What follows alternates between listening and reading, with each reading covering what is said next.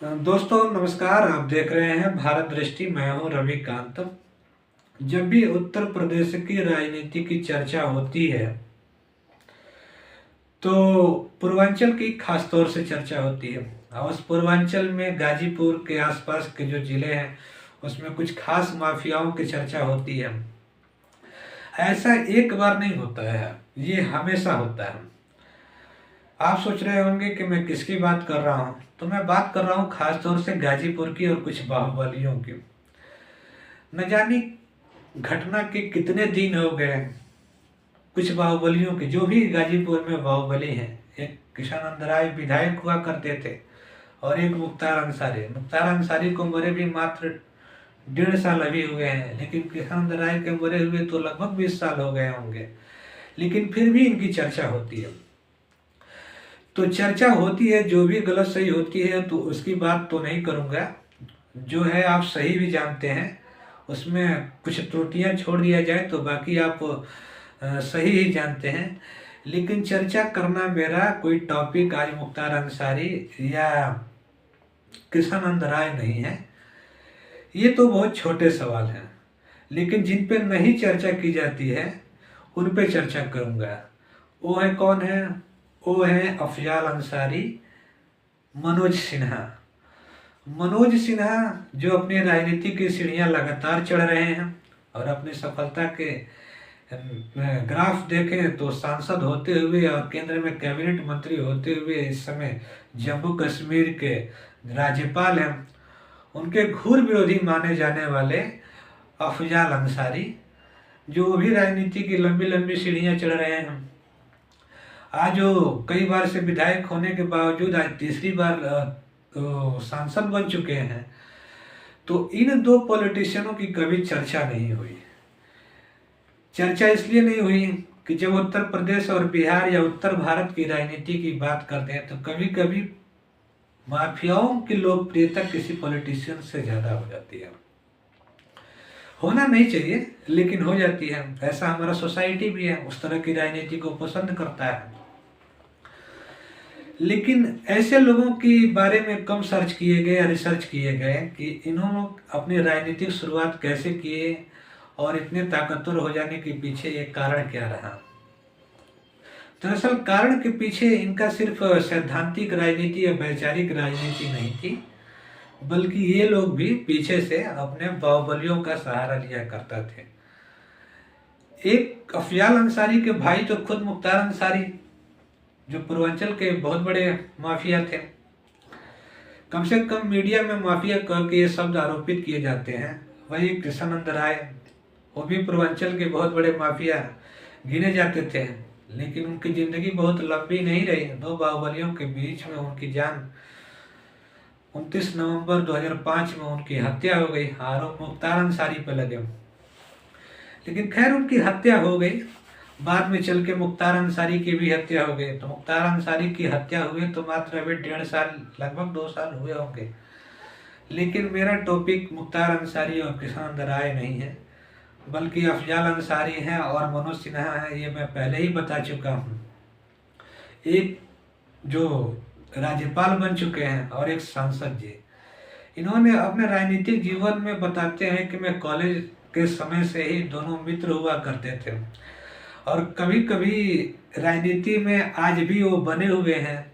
और कभी कभी राजनीति की दुश्मनी इस हद तक बढ़ जाती है कि दोनों लोगों ने राजनीति का सहारा और अपराधियों का सहारा लेना चालू कर दिया। मैं पहले भी बता चुका हूँ कि अफजाल अंसारी के भाई मुख्तार अंसारी थे और मनोज सिन्हा के राइट हैंड कृष्णानंद राय थे। दोनों के अलग अलग मंच थे। अब 4 लोगों के बीच में चारों लोगों का एक ही प्रकार का मोटिवेशन होंगे।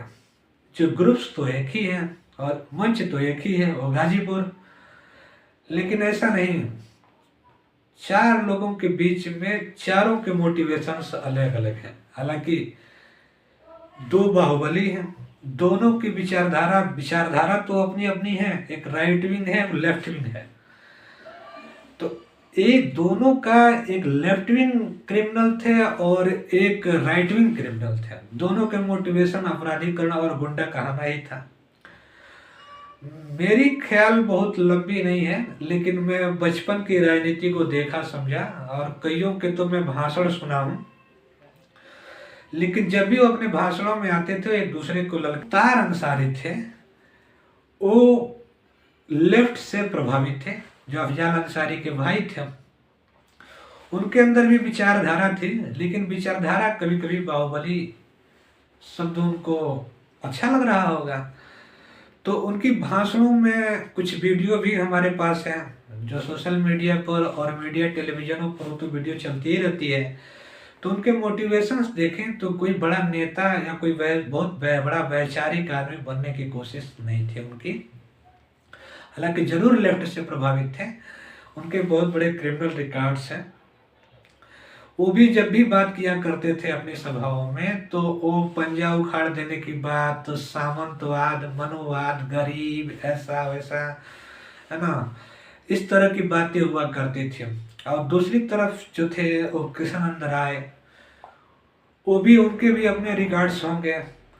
जो अब तो जिंदगी दुनिया में दोनों लोग ही नहीं हैं, लेकिन फिर भी इनकी राजनीति ऐसी जमीन है कि मरने के बाद भी चर्चा होती रहती है।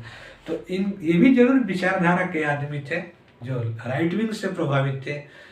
तो इनके जरूर पंडित दीनदयाल उपाध्याय या बी डी सावरकर रहे होंगे प्रेरणा स्रोत। लेकिन कभी राजनीतिक मंचों पर इस तरह के शब्दों का उपयोग और उनके वैचारिक कोटेशंस कभी नहीं रही।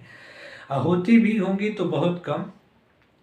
मैं ये जरूर देखा हूँ कि जब वो अपने भाषणों में आते थे तो एक दूसरे को ललकारा करते थे। जैसे कृष्णानंद राय भी जब भी वो भाषण दिया करते थे तो दूसरे को देख लेने की बात, या पुल से नहीं नीचे उतरने देंगे, ऐसा कर देंगे, वैसा कर देंगे, या ये हो जाएगा, ईंट का जवाब पत्थर से दिया जाएगा, इस तरह के शब्द हुआ करते थे। तो ये तो हो गई दो अपराधियों के मोटिवेशंस या दो बाहुबलियों के मोटिवेशंस, जो एक बाहुबली दूसरे बाहुबली से बड़ा दिखाने की कोशिश कर रहा था। जो उस समय की जो घटना थी, उस समय के आप भाषण और फुटेज निकाल के देखेंगे तो किसी के अंदर वैचारिक पीड़ा बहुत कम थी। अपनी बात राजनीतिक महत्वाकांक्षा बहुत कम थी। उनके अंदर सिर्फ विधायक बनना मकसद था, कोई कैबिनेट मंत्री या मुख्यमंत्री बनना मकसद नहीं था। और विधायक से भी बड़ा बनना मकसद ये था कि मैं बहुत बड़ा गुंडा कहलाऊं। कि सबसे बड़ा गुंडा कौन है। मुख्तार अंसारी कहते थे कि मैं पंजा उखाड़ दूंगा, ये कहते थे कि मैं पुल से नहीं उतर दूंगा, गट्टा उखाड़ दूंगा। तो दोनों के अपने जनता और समर्थक वर्ग में यही संदेश देना था कि मैं सबसे बड़ा गुंडा हूँ, मैं सबसे बड़ा गुंडा हूँ। अंततः नतीजा ये हुआ कि दोनों के अपने अपने समय आए। जो ईश्वर की कृपा है, ईश्वर की कहा जाता है ना कि एक लिखनी होती है, जब समय पूरा हो जाता है तो चले जाते हैं।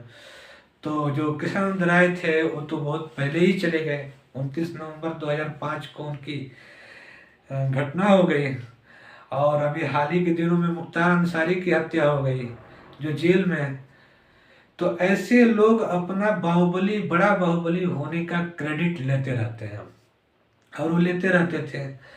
लेकिन इनको बनना था बाहुबली और इनका अंत हो गया। अब जो बनना था जिसको नेता, वो बन ही रहा है। आज जो राज्यपाल है मनोज सिन्हा, वो बड़ा नेता होने की अभी धमक दिखाते ही रहते हैं चुनावी सभाओं में, अन्य तरीकों से। हैं भी बड़े नेता, केंद्र में वो मंत्री रहे हैं, कई बार के वो सांसद रहे हैं। इस समय वो जम्मू कश्मीर के राज्यपाल हैं। दूसरी तरफ जो अफजाल अंसारी हैं, ये दोनों कई बार विधायक रहे हैं, कई बार सांसद रहे हैं, लगातार दूसरी बार सांसद है अफजाल अंसारी। लेकिन ये अपने अपने लोगों हैं। वो दोनों तो खत्म हो गए जो बड़े बड़े बाहुबली बनना चाहते थे। अब ये दोनों बचे हुए हैं जो बड़े बड़े नेता बनना चाहते हैं। इन बड़े बड़े नेताओं के बनने के पीछे इनकी राजनीतिक पृष्ठभूमि भी आप जानना चाहते होंगे कि आखिर राजनीतिक रूप से कद्दावर कौन है। तो खैर, कद्दावर पर्सनली किसी को क्या कहा जाए, क्योंकि हर पार्टी के साथ साथ चुनाव लड़ने के साथ साथ अलग अलग समीकरण हो जाते हैं। तो राजनीति में जाति समीकरण कितना इम्पैक्ट रखती है तो आप लोग बिल्कुल जानते ही होंगे। तो इन्हीं के साथ साथ अफजाल अंसारी जो हैं, जो गरीबों का जो मसीहा होने का अपने आप को दावा करते हैं, कुछ उस तरह के कृत्य करते भी रहते हैं, मैसेजिंग भी देते रहते हैं कि हाँ मैं गरीबों का मसीहा हूँ, तो उनको एक राजनीतिक लाभ मिलते हैं। मनोज सिन्हा भी अपने आप को हिंदुत्व ब्रांड होने का एक अपना मैसेजिंग भी देते रहते हैं, जो लंबी लंबी चुरकी, है ना, टीका या मंदिर में पूजा पाठ अर्चना कराना, ये हिंदुत्व होने का एक मैसेजिंग देते रहते हैं। तो उनकी हिंदुत्व की एक राजनीति भी है।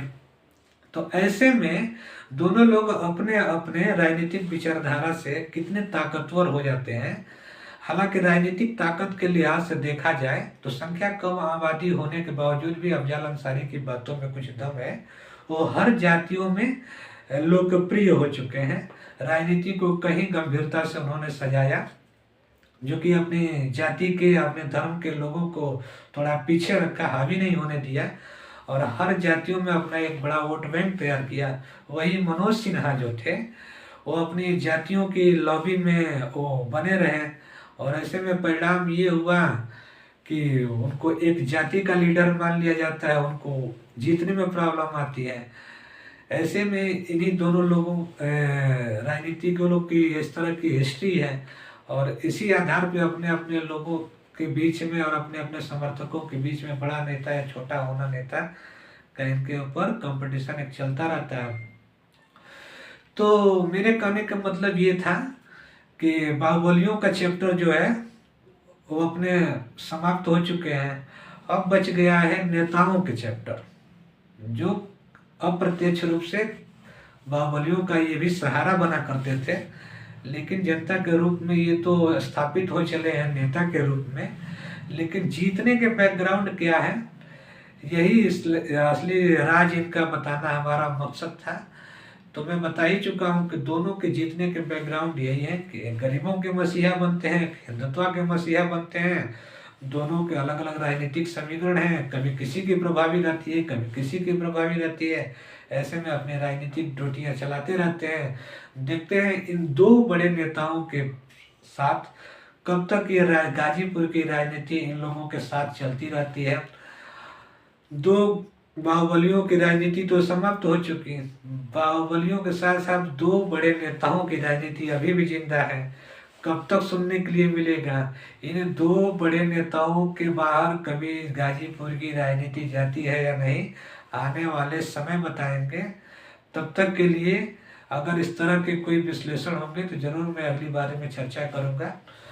तब तक के लिए हमें दीजिए इजाज़त।